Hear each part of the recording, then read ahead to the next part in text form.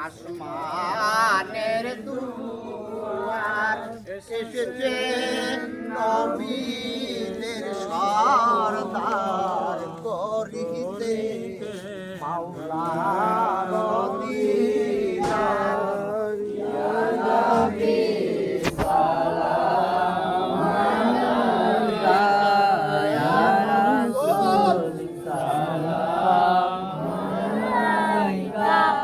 ইয়া হাবিব সালাম আলাইকা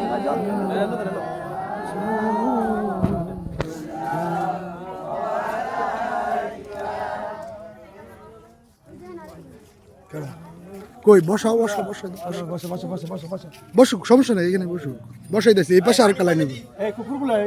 এই কুকুরটা খাবার একটু দূরে খেতাম কেন পানি বলে দিস